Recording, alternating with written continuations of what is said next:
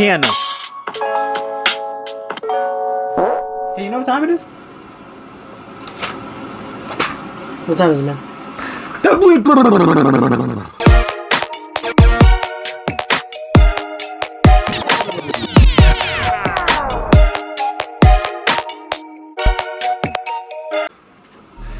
Welcome everyone to another episode of The Beatdown, the segment where two worlds collide. I'm your host, Class, and my co-host, Mr. J. What's going on, guys? And we would like to remind you, if you like these videos or our content, go in the section below, like, comment, and subscribe. Alright, now we're on the T3R6, so this is round 6 of our tournament, I believe. And this is villain versus anti-hero. Let's get into it. I'll be representing DC Comics, Lobo. Finally, I've been trying to get in touch with you all day. Who are you? Oh, I'm sorry. My card. The last Zarnian, I believe. So yeah, that's how you say it right. Okay. So let's get into the brief origin story, shall we? There was a place called Zarnia, and Was. and that's so we understand each other. And they were friendly people. You know, they were known as a friendly race. You know, and all that stuff. Until one day, one character was born. And that character was Lobo.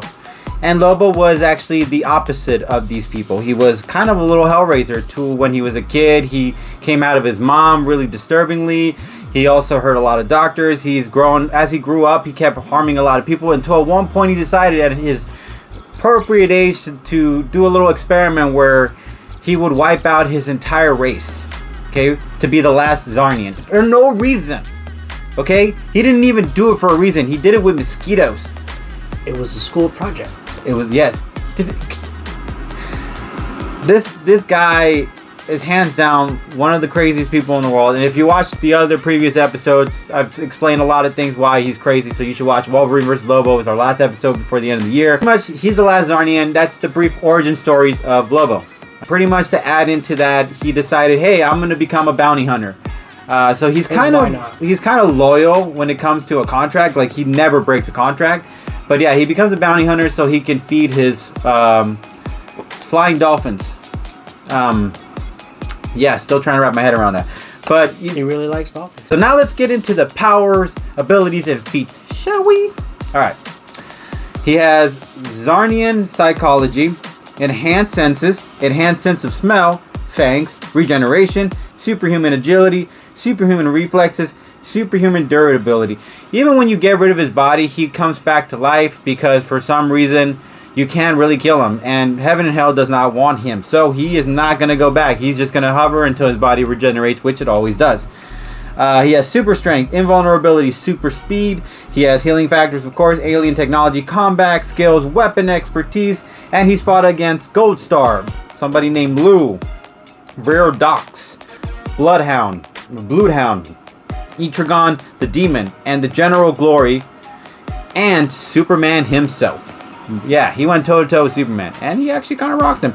And if you ever watched the animated series, he went against, like, the Young Justice, and he embarrassed them. Like, he really embarrassed them, all of them. Like, he made them look like amateurs. I mean, they were amateurs, but still, the fact that he was able to toss them around. He's freakishly strong. Yeah, it's crazy how impressive this guy is. Okay.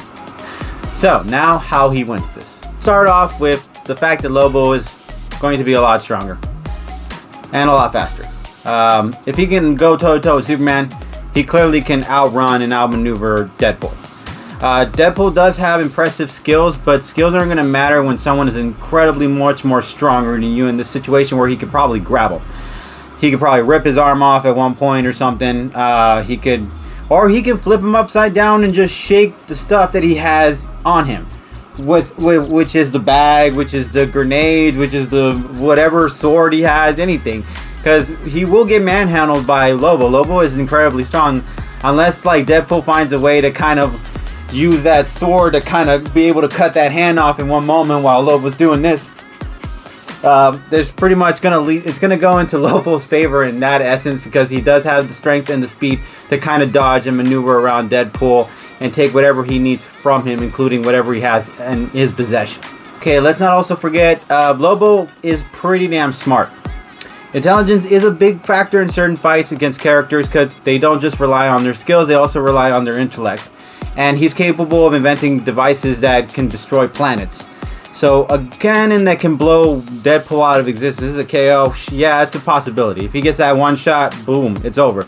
If he invents an explosion that can wipe out a planet and puts Deadpool in that moment, reality-wise, I believe Lobo is going to regenerate faster than Deadpool in that essence. There's just a lot of mass weaponry that Lobo has. He has the super strength. He has the super speed.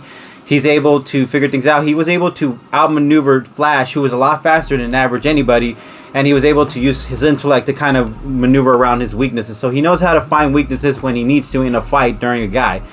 And like I said, the one thing that's going to keep Lobo in this fight is that he has the speed and the strength. He can just toss Deadpool around a whole bunch of times. Whenever Deadpool decides to pull anything out, Lobo could just take it out of his hand, or he could cut it off, or he could break it off. Either way, Lobo can do that. He has all the weapons to do that, and it only going to take a weapon like a cannon that could blast somebody out of existence for Lobo to win it.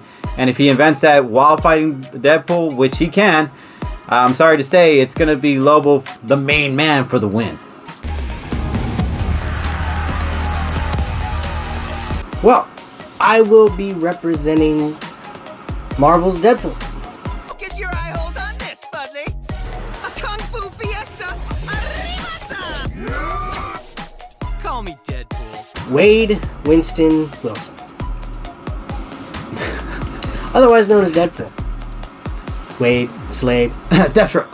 No, I'm sorry. See, Deadpool is a straight parody of Deathstroke. Yes, this is how he was partially created. Yes, he's kind of created as a joke or a parody, like if they were cousins or something, or a ripoff.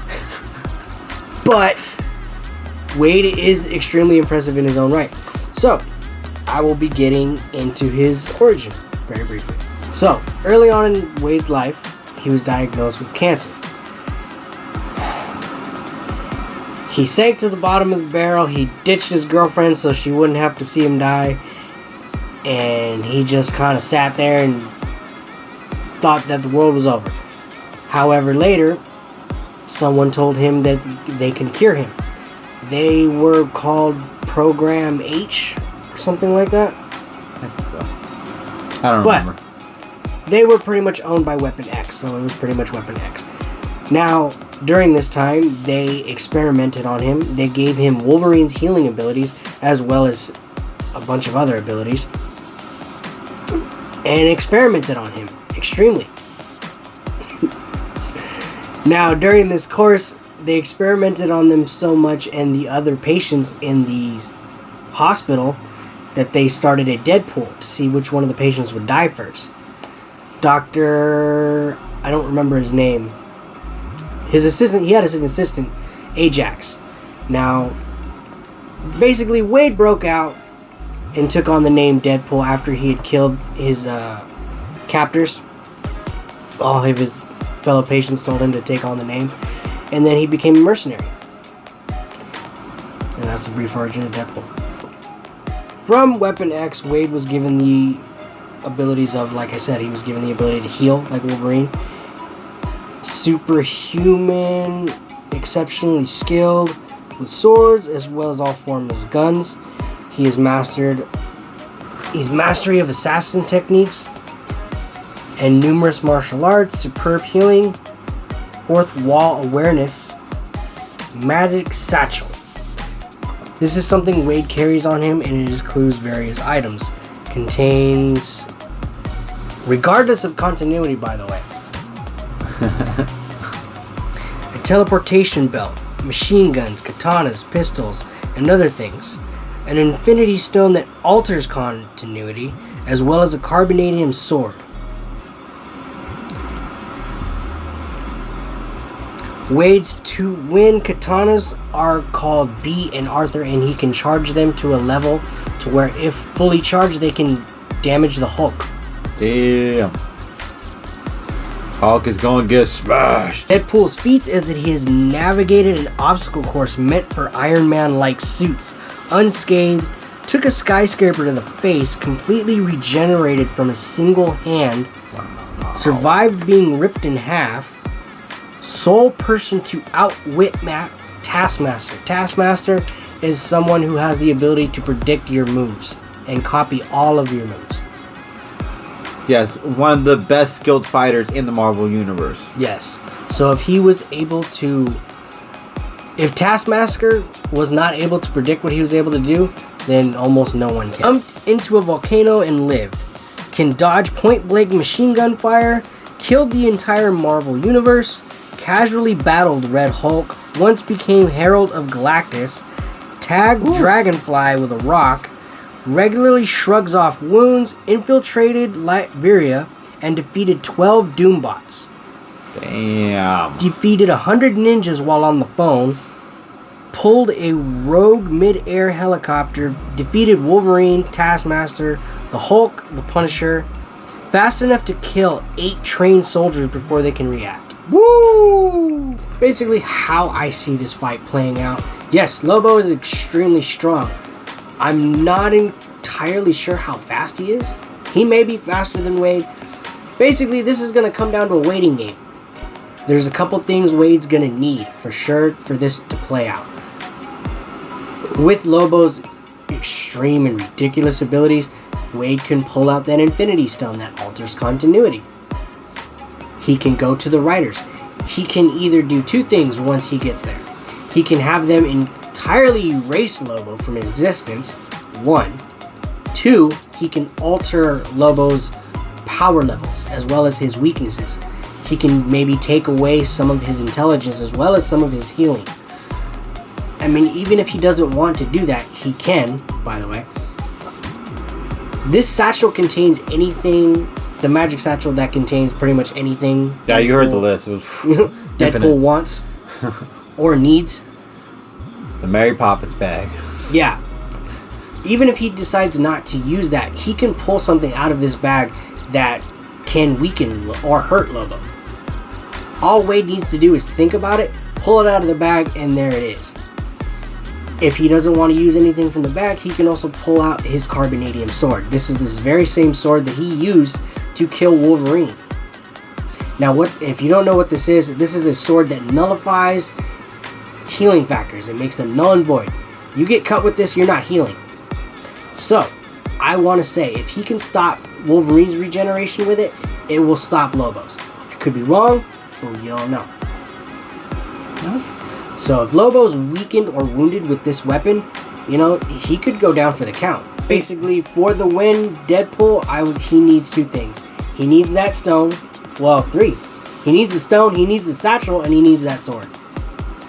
Yeah. Those 3 things combined, I'm not sure Lobo or anybody really can stop Deadpool, especially with his fourth wall awareness. He's already aware that he's a comic character, so he's already aware of how to get around their weaknesses as well as his own. So with that, Deadpool for the win. Run of effort! But it's not up to me, and it is not up to him. We always leave it open for you guys.